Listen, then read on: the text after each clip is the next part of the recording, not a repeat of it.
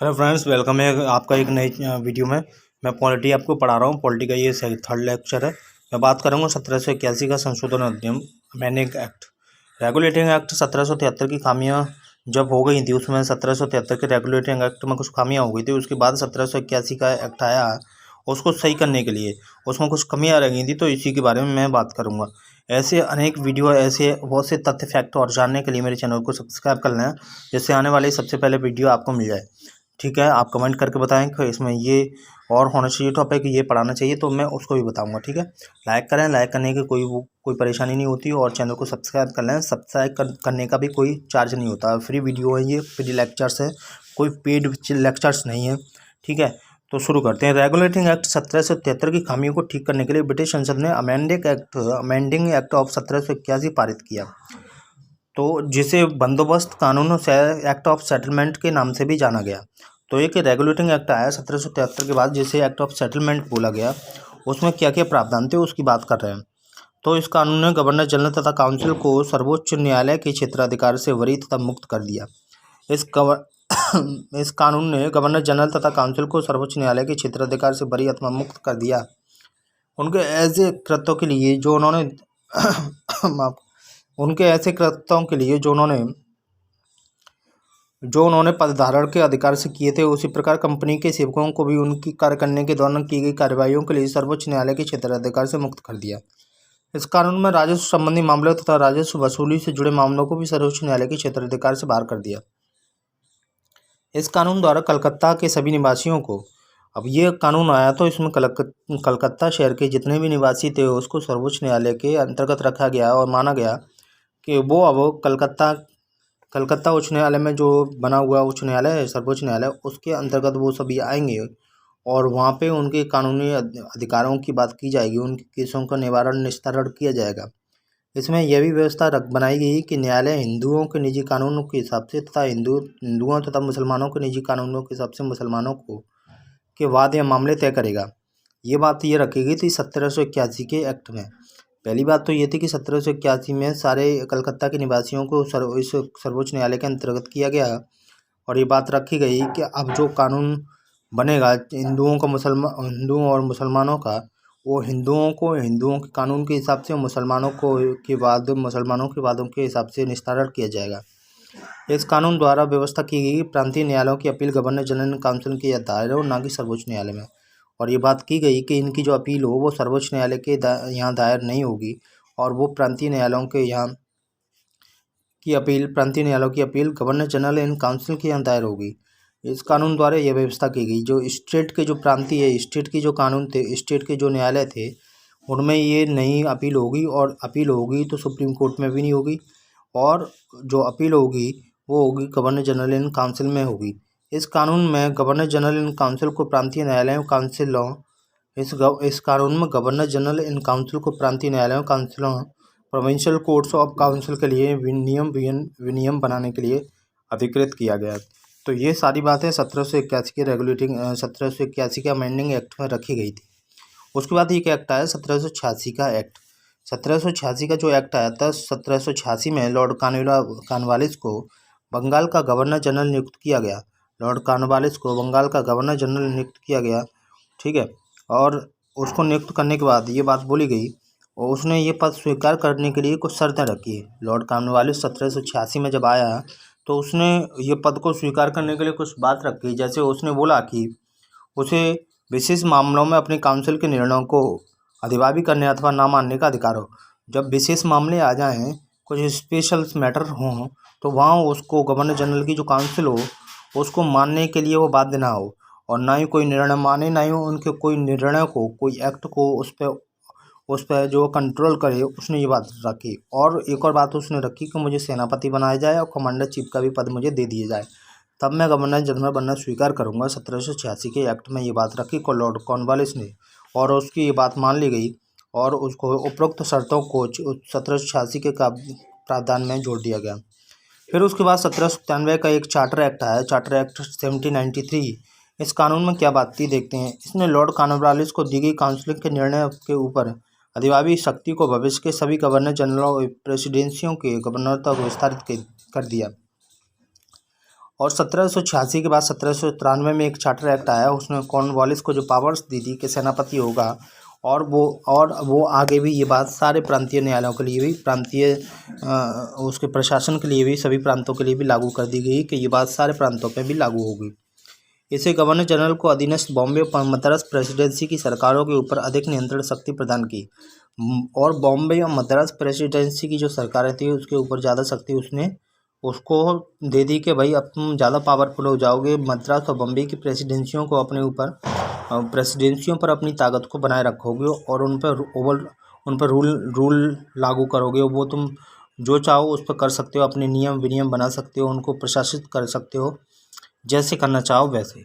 इसने भारत पर व्यापार के एक अधिकारों को अगले 20 वर्षों की अवधि के लिए बढ़ा दिया, और ईस्ट इंडिया कंपनी का जो व्यापार था उसने भारत में करने के लिए उसने 20 वर्षों के लिए बात और बढ़ा दी, 20 साल के लिए। इसने कमांडर इन चीफ के गवर्नर जनरल काउंसिल के सदस्य होने की अनिवार्यता समाप्त कर दी, और ये कह दिया कि कमांडर इन चीफ जो गवर्नर जनरल की काउंसिल का सदस्य हो तभी वो governor general commander in chief बनेगा। ये वाली सदस्यता उसने ख़त्म कर दी, बशर्ते कि उसे उसी रूप में नियुक्त किया गया हो। उसने व्यवस्था दी कि बोर्ड ऑफ कंट्रोल के सदस्यों तथा उनके कर्मचारियों को भारत के राजस्व से ही, भारत के पैसे से ही भुगतान किया जाए। ये बात महत्वपूर्ण थी कि 1796 में ये बात रखी गई थी, जो बोर्ड ऑफ कंट्रोल के सदस्य थे उनके कर्मचारियों को भारतीय राजस्व से ही तनख्वाह दी जाए, वेतन दिया जाएगा, ये बात रखी। नेक्स्ट कानून आया चार्टर अधिनियम, चार्टर कानून 1813 का। 1813 का एक चार्टर कानून आया जो बहुत ही इम्पोर्टेंट है पॉलिटी में, और इससे प्रश्न बनते हैं कि इस कानून ने भारत में कंपनी के व्यापार एकाधिकार को समाप्त कर दिया। इस कानून ने भारत में कंपनी के व्यापार एकाधिकार को समाप्त कर दिया। एकाधिकार का अर्थ यह है कि अब ईस्ट इंडिया कंपनी ही केवल व्यापार नहीं करेगी भारत में, बल्कि एकाधिकार जो उसका था, एक ही का अधिकार था, वो समाप्त करके यानी भारतीय व्यापार को सभी ब्रिटिश व्यापारियों के लिए खोल दिया गया। अब ब्रिटेन में रहने वाले अन्य लोग भी व्यापार कर सकेंगे ईस्ट इंडिया कंपनी के अतिरिक्त। ये बातें इस कानून में 1813 के चार्टर कानून में रखी गई, तभी इसका चार्टर नाम पड़ा। तब भी इस कानून ने चाय के व्यापार तथा चीन के साथ व्यापार में कंपनी के एकाधिकार को बहाल रखा। और लेकिन ये क्वेश्चन आया था यूपीएससी में कि कौन से अधिनियम में चाय और चीन के साथ व्यापार में कंपनी ने एकाधिकार बनाए रखा, तो वो 1813 का चार्टर एक्ट है। तब भी इस कानून ने चाय के व्यापार तथा चीन के साथ व्यापार में कंपनी के अधिकार को बहाल रखा है। इस कानून ने भारत में कंपनी शासित क्षेत्रों पर ब्रिटेन के राजा की प्रभुता को प्रकट व स्थापित किया। इस कानून ने भारत में कंपनी शासित क्षेत्रों पर ब्रिटेन के राजा की प्रभुता को प्रकट व स्थापित किया। 1813 के चार्टर की बात कर रहा हूँ। और इस कानून ने ईसाई मिशनरियों को भारत आकर लोगों को प्रबुद्ध करने की अनुमति दी। ये पहला कानून था जब उन्होंने बोला कि ईसाई लोग आए भारत में और अपना प्रचार प्रसार करें, लोगों को बताएं ईसाई धर्म के बारे में। तो 1813 के चार्टर कानून में ये बात रखी गई है, भारत आकर लोगों को प्रबुद्ध और शिक्षित करने की बात इसमें कही गई 1813 के चार्टर कानून में। इस कानून ने भारत के ब्रिटिश इलाकों में बाशिंदों के बीच पश्चिमी शिक्षा के प्रसार की व्यवस्था की, और ये बोला गया कि अब टाइम आ गया है कि वेस्टर्न जो एजुकेशन है उसका प्रचार प्रसार किया जाए। ठीक है। इस कानून ने भारतीय स्थानीय सरकारों को व्यक्तियों पर कर लगाने के लिए अधिकृत किया, और स्थानीय सरकारों को व्यक्तियों पर कर लगाने के लिए अथॉरिटी दे दी, और ये बात बोली गई कि अब आप कर ले सकते हैं, कर भुगतान न करने पर दंड भी दे सकते हैं, ऐसी व्यवस्था की गई। नेक्स्ट है 1784 का पिट्स-इंडिया एक्ट। रेगुलेटिंग एक्ट 1773 की कमियों को दूर करने के लिए ब्रिटिश संसद ने संशोधित 1781 में पारित किया, जिसे एक्ट ऑफ सेटलमेंट जाना जाता है। इसके बाद अन्य महत्वपूर्ण अधिनियम जो आया था वो 1784 का था।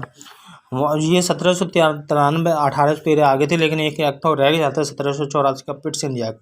इसको वहीं के वहीं पढ़ लेना चाहिए था, पर कोई बात नहीं है। 1781 के बाद 1784 में एक एक्ट आया जिसे पिट्स-इंडिया एक्ट बोला गया।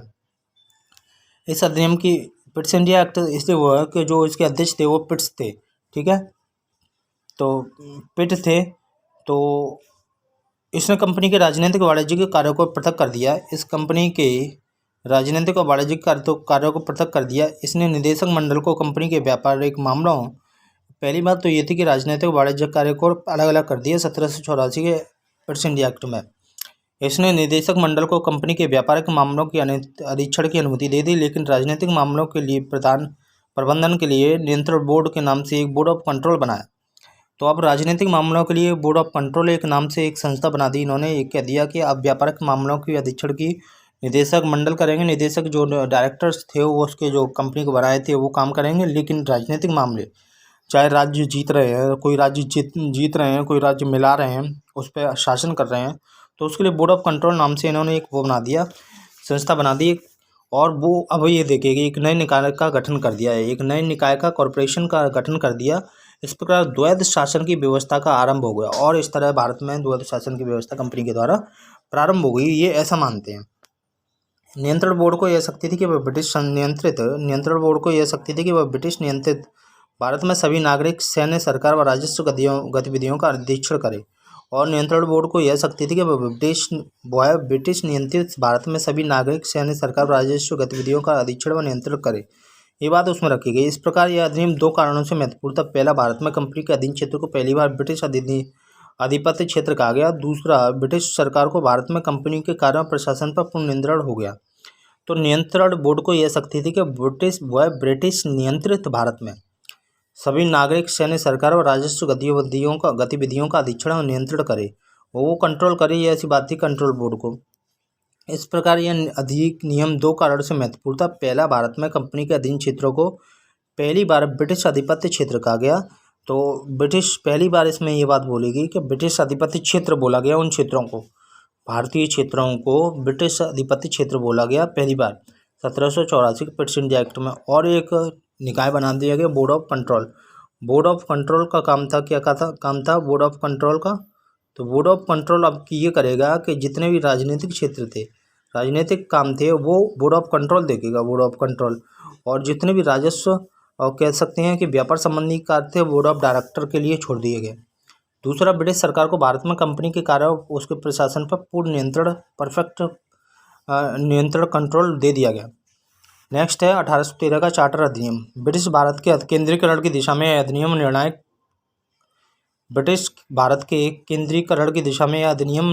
कदम था।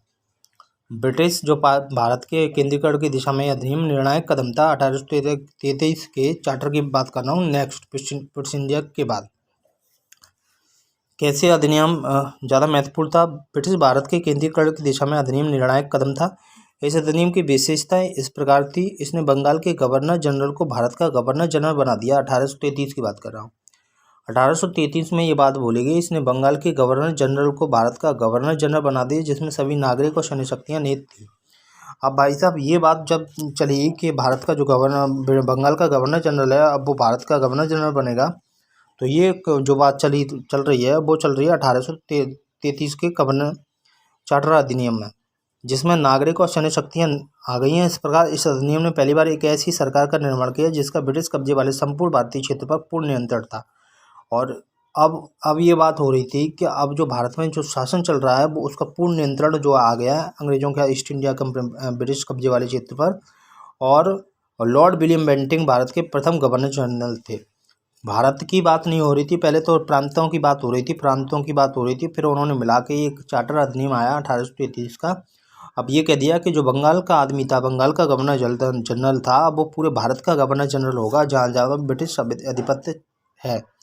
और ब्रिटिश आधिपत्य की 1813 से पहले एक एक्ट आया जिसको जो है 1784 का ब्रिटिश इंडिया एक्ट कहते हैं। ब्रिटिश इंडिया एक्ट में ये बात रखी गई कि ब्रिटिश आधिपत्य क्षेत्र बोला गया जहाँ पे ईस्ट इंडिया कंपनी काम कर रही थी, ऊपर ब्रिटिश आधिपत्य क्षेत्र बोला गया।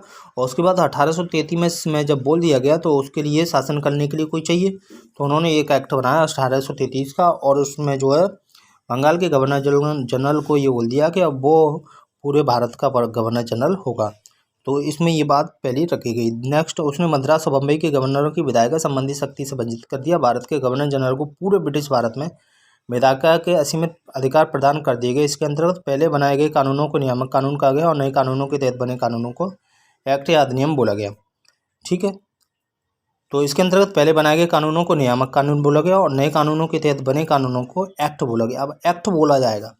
ईस्ट इंडिया कंपनी की एक व्यापारिक निकाय के रूप में की जाने वाली गतिविधियों को समाप्त कर दिया। अब वह विशुद्ध रूप से प्रशासनिक निकाय बन गया।